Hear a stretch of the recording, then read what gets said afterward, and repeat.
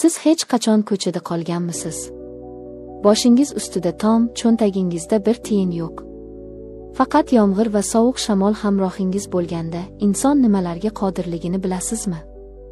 Men o'sha tunda shunchaki boshpana izlagandim. Eski dugonam Dilnozaning eshigini qoqqanimda, bu eshik nafaqat issiq uyga, balki mening hayotimni ostin-ustun qilib yuboradigan do'zaxiy ehtirosga ochilishini tushimda ham ko'rmagandim. Dushxonadagi bug' begona erkakning nafasi va dugonamning bir qadam narida ekanligi. Bu hikoya xiyonat haqida emas, bu tubsizlikka qulash haqida. Tinglang, bu mening iqrorim. 2023-yilning kuz oqshomi edi. Oktyabr oyining oxirgi shanbasi. Erimdan ajrashganimga roppa-rosa yarim yil bo'ldi. O'sha kunni, o'sha sovuq vidolashuvni har kuni tushimda ko'raman. Stol ustida qoldirilgan kalitlar. Uning orqasiga qaramay chiqib ketishi. Uy ichidagi o'lik sukunat. U ketdi. O'zi bilan birga mening ishonchimni, orzularimni, kelajagimni ham olib ketdi. Men bu katta va shafqatsiz shaharda yolg'iz qoldim. Eski hayotimdan voz kechishga majbur bo'ldim. Shahar chekkasidagi devorlari nam tortgan, derazalardan shamol uvillab kiradigan eski bir xonadonni ijaraga oldim. Bu uy emas, shunchaki boshpana edi. Kechalari shiftga tikilib yotar ekanman, qo'shnilarning janjalini, ko'chadagi daydi itlarning vovullashini eshitardim. Har oyning oxiri men uchun dahshatga aylanardi. Ijara puli. Bu so'z mening bo'g'zimga yopishgan qo'l kabi edi. Ishlayman, tinim bilmayman, lekin topganim ro'zg'or va ijaradan ortmaydi. O'zim bilan o'zim kurashib yashardim. Mana bugun ham o'sha kun keldi. Ishdan charchab, holdan toyib qaytayotgandim. Tashqarida kuzning zaharli yomg'iri sharros quyayotgandi. Oyoq kiyimim o'tib ketgan, ko'ylagim shalabbo. Faqat bitta narsani, tezroq o'sha sovuq bo'lsa ham, o'z uyimga kirib, ko'rpaning tagiga berkinishni xohlardim. Lekin taqdirning men uchun tayyorlagan rejasi boshqa ekan. Eshik oldida uy egasi, semiz, badqovoq ayol turardi. Uning nigohi yomg'irdan ham sovuqroq edi. Pul bormi deb so'radi u salom-aliksiz. Xola, iltimos. 3 kun muhlat bering. Oyligim kechikdi deb yolvordim. Yo'q. Bugun to'lamasang kirish yo'q. Narsalaringni olib chiqib ket, dedi u qat'iy. U eshikni qulflab oldi. Men ko'chada yomg'ir ostida qoldim. Qo'limda kichkina sumkam, cho'ntagimda esa umidsizlik. Qayerga boraman? Kimga sig'inaman? Ota-onam uzoqda, ularga dardimni aytib siqqim kelmadi. Qaltirab telefonimni oldim. Kontaktlar ro'yxatini titkiladim. Ko'zim bir ismga tushdi. Dilnoza. Bolalikdagi dugonam. Yillar davomida gaplashmagan, har xil yo'llardan ketgan dugonam. U boy badavlat oilaga kelin bo'lganini eshitgandim. Ikkilandim. G'ururim yo'l qo'ymasdi. Lekin sovuq suyak-suyagimdan o'tib ketgandi. Qo'ng'iroq qildim. Uzoq gudoklar. Ko'tarmasa kerak deb o'yladim. Alo. Tanish, lekin biroz begonalashgan ovoz eshitildi. Dilnoza. Bu menman. Iltimos, yordam ber. Bir kechaga joy kerak, dedim yig'lamsirab. U jim qoldi. Bu sukunat men uchun asrdek tuyuldi. So'ng qisqa javob berdi, kel. Manzilni tashlayman. Dilnozaning uyiga yetib borganimda o'zimni xuddi boshqa sayyoraga tushgandek his qildim. Shahar markazidagi hashamatli ko'p qavatli uy. Liftning o'zi mening ijaraga olgan uyimdan toza va yorug' edi.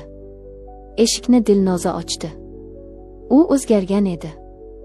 Yuzida o'ziga bo'lgan ishonch, kiyimlarida did, harakatlarida aslzodalarga xos viqor bor edi. Kir, dedi u jilmayib. Bu tabassumda eski qadrdonlik ham, biroz achinish ham bor edi. Ichkariga qadam qo'yganimdan boshlab nafasim tiqilib qolgandek bo'ldi. Hamma narsa yaraqlagan, yo'lakda qimmatbaho gullar, devorlarda rasmlar. Havoda qimmatbaho atir va yangi damlangan qahva hidi taralgandi. Uning hayoti muvozanatda, hamma narsa joy-joyida ekanligi shundoq sezilib turardi. Mening hayotim esa shunchaki vayrona edi. Biz oshxonaga o'tdik. Dilnoza menga issiq qahva va shirinliklar qo'ydi. Hayot qiyin, dedi u piyolani uzatib ko'zlarimga tikilib. Lekin har bir qiyinchilikdan keyin yengillik keladi. Men hali o'sha yengillikni topolmadim, dedim achchiq jilmayib. U menga diqqat bilan qaradi. Ko'zlarida ortiqcha savol yo'q edi, faqat tushunish bor edi. U mening shalabbo kiyimimga, qaltirayotgan qo'llarimga qaradi.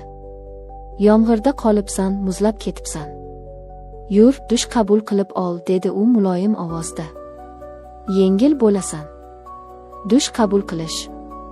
Bu taklif menga xuddi jannatga kirish taklifidek eshitildi. Issiq suv, toza xona. Men bunga qanchalar muhtoj edim. Dilnoza meni keng va yorug' yuvinish xonasiga boshlab kirdi. Mana sochiq yangi xalat. Bemalol yuvinaver. Men yotoqxonada bo'laman, dedi-yu chiqib ketdi. Dushxonada yolg'iz qoldim. Ko'zguga qaradim. U yerda charchagan, ko'zlari so'ngan, hayotdan to'ygan bir ayol aksini ko'rdim. Kiyimlarimni yechdim. Issiq suvni ochdim. Suv terimga tekkanda, u nafaqat tanamni, balki ichimdagi muzlagan yolg'izlikni, alamni va yashirin istakni ham uyg'otdi. Anchadan beri erkak kishi bilan bo'lmaganman. Tanam mehrga, teginishga tashna edi. Issiq suv ostida ko'zlarimni yumib, bir zumga barcha muammolarni unutishga harakat qildim. Dushdan chiqib, sochiqqa o'ranib turganimda eshik taqilladi. Kirib chiqaymi? Bir narsam qolib ketibdi, dedi Dilnoza. Kir, dedim. U kirdi. U ham yechini boshladi. Men ham bir chayilib olay, erim kelishiga tayyorgarlik, dedi u kular yuz bilan. Men uni kuzatdim. Uning oppoq, parvarishlangan badani. Lekin e'tiborimni boshqa narsa tortdi. Uning qomati. Biroz to'lishgan, harakatsizlikdan bo'shashgan edi. Dilnoza dush kabinasiga kirdi. Suv shillillab oqa boshladi. Kabina oynasi xira bo'lgani uchun uning faqat silueti ko'rinardi. Men ko'zgu oldida sochlarimni quritayotgandim. Fenning ovozi g'o'llardi. To'satdan fenni o'chirdim. Eshik ortidan erkak kishining yo'g'on ovozi eshitildi. Dilnoza, hali ham dushdamisan, jonim? Muzlab qoldim. Bu uning eri edi. Men nima qilishni bilmay qoldim. Men yubka sochiqqa o'ranganman, ich kiyimsizman. Dushxona eshigi qulflanmagan. Ovozga javob berishga ulgurmadim. Dastgohga yopishib, go'yo tish yuvayotgandek turib oldim. Umid qildimki, u hozir kirib kelmaydi. Lekin qadam tovushlari yaqinlashdi. Eshik tutqichi buraldi. Yo'q, deb ichimda baqirdim. Eshik ochildi. Ostonada baland bo'yli, kelishgan, faqat beliga sochiq o'ragan erkak paydo bo'ldi. U kirib keldi va meni ko'rib to'xtab qoldi. Men og'zimda tish pastasi bilan, qo'rquvdan ko'zlarim katta-katta ochilgan holda unga tikilib qoldim. U bir zum menga, keyin ishlayotgan dush kabinasiga qaradi. Dilnoza ichkarida suv ovozidan hech narsani eshitmayotgan edi. U chiqib ketishi kerak edi. Uzr so'rab eshikni yopishi kerak edi. Lekin u bunday qilmadi. Uning nigohi mening yalang'och yelkamga, sochiq ostidan ko'rinib turgan oyoqlarimga tushdi.